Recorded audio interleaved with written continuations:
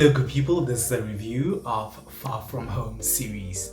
Far From Home series is a proudly Nollywood series that we are just going to get into today.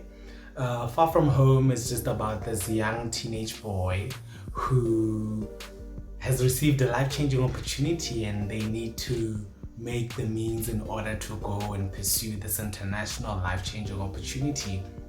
As a young artist, as a young creative in Nigeria, navigating their life and their dreams, it's almost like a child in pursuit of the African dream. And I think one of the things that one I loved and enjoyed is that they finished their story. I think it's been very common with most of the African series that have been aired out that they wouldn't really complete what they start. I think if you're gonna put a character through a journey of, I don't know, in this case, wanting to attain their dream, finish the story, whether it's good or bad, whether they attain that dream or whether they don't attain the dream, but please finish the story. So I was like, yes, Far From Home team, I'm liking that. And I think more than anything, this series is also just a great representation of where Nollywood is currently, I'd like to believe. Just showcasing, the state of the Nollywood, film industry. Our character Ishaya, who's pursuing this artistic dream, I think he has a great sense of urgency. I think that he was really determined to go after his dream and not be stopped by anything. And that, I think, was a great way in as an audience for you to move with the story, because you are really interested in making sure that, will this person see it through.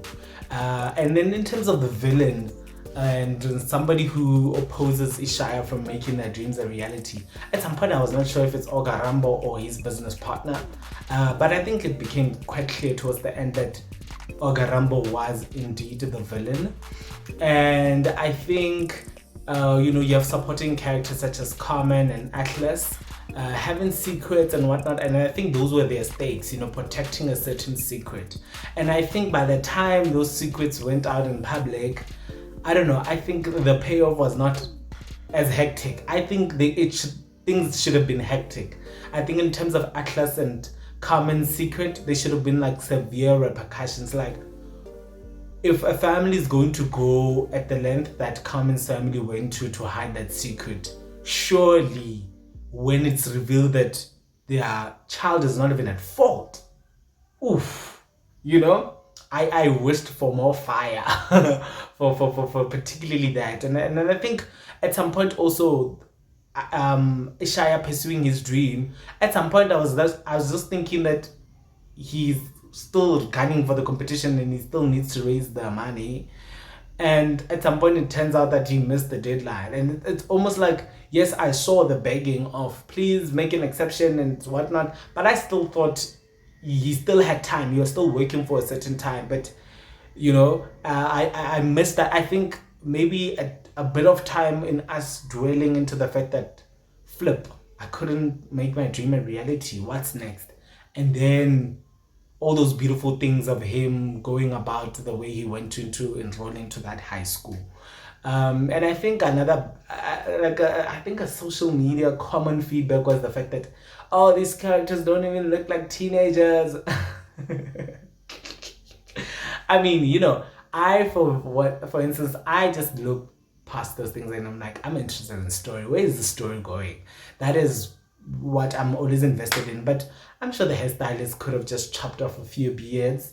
That would have been nice.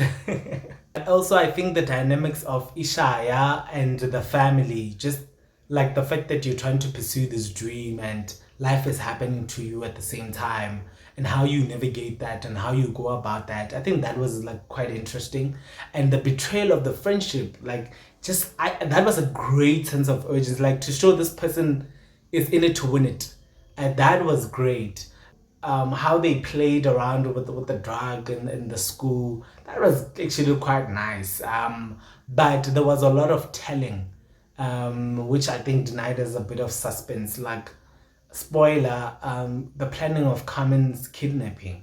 It would have been nice in that moment where Aduja was not so direct about who needs to be kidnapped, and maybe just hint or look at, and Ishaya catches that, and his reaction to say, no, we can't play that game. And at some point Ishaya, like him going to the officials, I was like, no, this is an easy way out.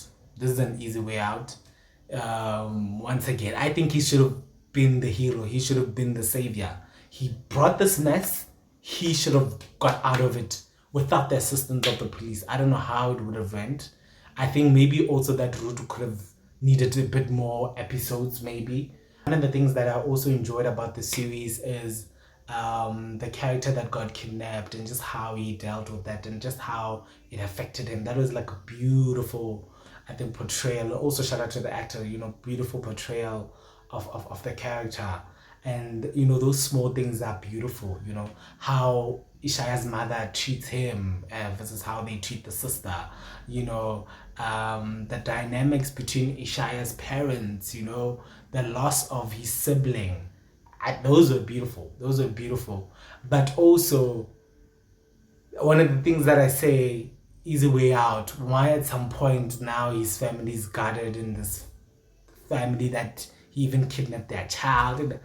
I was like, There was you see why I think it would have been nice if somebody leaks the fact that Isha is behind the kidnapping, and then we go through the forgiveness process. It felt way too easy, especially for that character that was kidnapped, where he was so affected, so shaken, that he was willing in an instant to accommodate Ishaya based on what? A confession. But you know what? I think creatives go about creating their work the way they create it for a particular reason. And hence I'm also interested in hearing what your thoughts are. He went through so many hectic things. I thought they were just giving him a break.